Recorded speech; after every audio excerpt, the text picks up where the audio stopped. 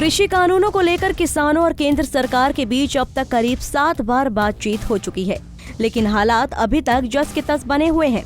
ना तो किसान तीनों कानूनों को वापस लेने के अलावा कोई बात मानने को तैयार है और ना ही सरकार किसानों की मांगों के आगे झुकती दिखाई दे रही है। अब तो हालात ये हो गए कि किसान आंदोलन की आड़ में खालिस्तान और पाकिस्तान को समर्थन में शरारती तत्व नारेबाजी करने लगे हैं। इसी के चलते सोहना में राष्ट्रीय किसान महासंघ के पदाधिकारियों की बैठक का आयोजन किया गया, जिसमें फैसला लिया गया है कि राष्ट्रीय किसान महासंघ के पदाधिकारी धरने पर बैठे किसानों के बीच जाएंगे और उन्हें समझाने की कोशिश करेंगे। हमने अपने राष्ट्रीय किसान महासंघ के जितने किसान नेता हैं और वास्तविक किसान हैं, जो उनको सबको इसलिए इकट्ठा किया है कि हमने विचार विमर्श करके ये बात इस निचोड़ पे पहुँचे हैं कि हमें सरकार से भी और किसानों से भी जो आंदोलन में बॉर्डर पे बैठे हुए हैं उनसे अपील करें कि इस मामले को जल्दी से जल्दी निपटाओ, वरना देश का भी बहुत नुकसान हो रहा है। और जितना ये मामला लंबा खिंचेगा उतना ही किसानों के बीच में असामाजिक तत्व घुसते चले जाएंगे। और वो चाहे वो खालिस्तानी है, खालिस्तान के नारे लग रहे हैं, स्पेशल नारे लग रहे हैं, वहाँ खालिस्तान जिंदाबाद, पाकिस्तान के नारे लग रहे हैं, टुकड़ा टुकड़ा गैंग बीच में आ गया है।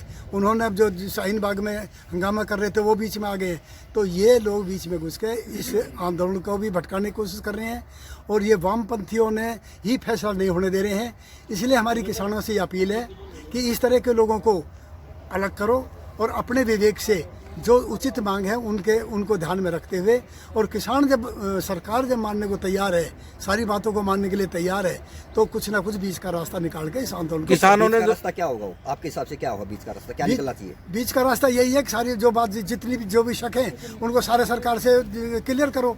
जो भी उनके बीच में डाउट है सारे डाउट क्लियर हो जाएंगे।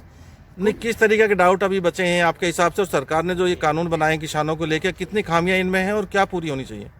उनके जो हमारे किसानों को ना तो ये क्लियर हो पा रहा है कि आगे मंडी हमारी चालू रहेंगी, तो उसमें जो बाहर एक सबसे बड़ा जो बात जो आ रही है ना, जैसे कि जो किसानों का जो फेवर किए हैं, और वो भी कि भंडारण पे बड़ी बात आ रही है कि अगर भंडारण की छूट दे दी तो बड़े बड़े उद्योगपति, बड़े बड़े व्यापारी बहुत बड़ा भंडारण कर देंगे।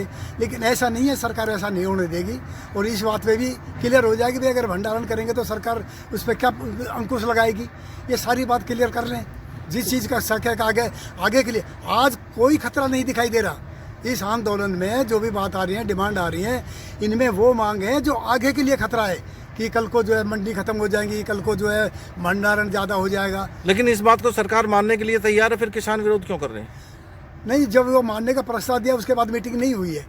जो प्रस्ताव सरकार ने ये जो जितने पॉइंटों के ऊपर प्रस्ताव पास करके उनको दिया है, छठी मीटिंग के बाद अभी वो मीटिंग जो 7वीं मीटिंग है, और हमें पूरी उम्मीद है, 100% उम्मीद है कि किसान जब राजी हो जाएंगे ये 7वीं मीटिंग के लिए। और इसमें जो है हो सकता है कि मोदी बैठा हुए या प्रधानमंत्री जी या अमित शाह जी बैठे। इस 7वीं मीटिंग में इस प्रस्ताव के ऊपर बात होगी, तो हमें इस राष्ट्रीय किसान महासंघ के किसानों को पूरा भरोसा है कि अब क्या समझौता हो जाएगा। क्या आप ये भी मानते हैं कि किसानों के साथ कुछ राजनीतिक पार्टियां अपनी रोटी सेक रही है? बिल्कुल सेक रही है, जब तो फैसला नहीं हो रहा है। ये अगर ये नहीं हो घुसते तो। राष्ट्रीय किसान महासंघ के मुताबिक विपक्ष के नेता आंदोलन को भड़काने में लगे हुए हैं और शरारती तत्व भी किसानों के नाम पर आंदोलन को भटकाने की कोशिश कर रहे हैं। बता दें कि अब तक हुई बातचीत में किसान और सरकार कई मुद्दों पर सहमत तो हो चुके हैं, मगर अभी भी पूरी तरह से किसानों की बात नहीं मानी गई। यही वजह है कि दिल्ली से लगे बॉर्डरों पर किसान लगातार धरने पर बैठे हुए हैं। ऐसे में अब देखना होगा कि सरकार किसानों को मनाने के लिए अब कौन सा रास्ता निकालेगी। सोहना से सतीश राघव, पंजाब केसरी टीवी।